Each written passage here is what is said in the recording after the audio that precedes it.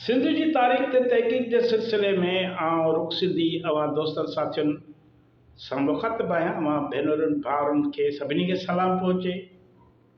पाण सिंध जी तारीख़ बाबति तव्हां सां मुख़ातिबु थींदा रहिया आहियूं।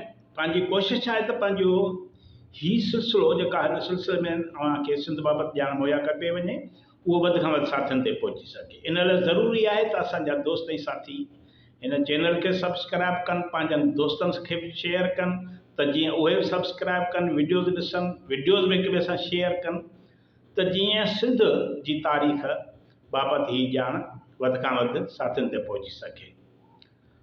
हाणे सराइकी जेको बेल्ट आहे सिंध जो, उहो पाकिस्तान ठहणे उन खां अॻु सिंध खां अलॻि करे उनखे पंजाब जे सरहदनि में शामिल कयो वियो। पाण अॼु उन ते ॻाल्हाईंदासीं त इहो इलाइक़ो तारीख़ी तौर ते ॿोली ऐं सक़ाफ़त जे बुनियाद ते क़दीम सिंध जो हिसो रहियो आहे। अॼु बि इन इलाइक़े में जेकी बिरादरियूं ऐं ज़ातियूं रहनि थियूं, उहे साॻियूं ज़ातियूं ऐं बिरादरियूं सिंध में मौजूदु आहिनि। पाण में मिट माइट आहिनि, छाजे करे जो इलाइक़ो सॼो हिकिड़ो रहियो। सिंधू माथिरी जी तहज़ीब जे हवाले सां जॾहिं असीं ॻाल्हायूं था त उन में न सिर्फ़ु इहो सराइकी बेल्ट वारो इलाइक़ो या ॾखिण पंजाब, पर सॼो पूरो पंजाब,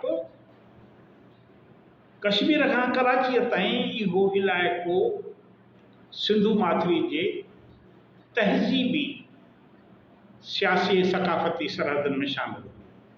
माना 5 खां 10 हज़ार साल अॻु खां इहे इलाइक़ा सिंध जा इलाइक़ा रहिया आहिनि, क़दीम सिंध जा इलाइक़ा रहिया आहिनि, उन जे सरहदनि में रहिया आहिनि।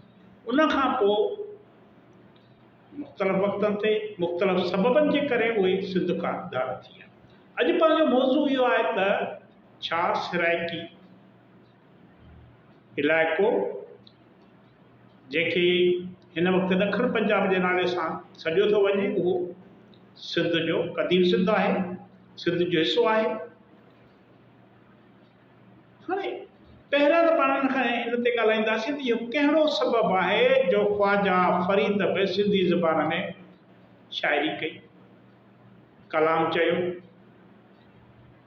अॼु बि मुल्तान ऐं उन खां अॻिते सिंधी ज़बान न सिर्फ़ु ॻाल्हाई वञे थी, पर लखे माण्हुनि जी मादरी ज़बान सिंधी आहे।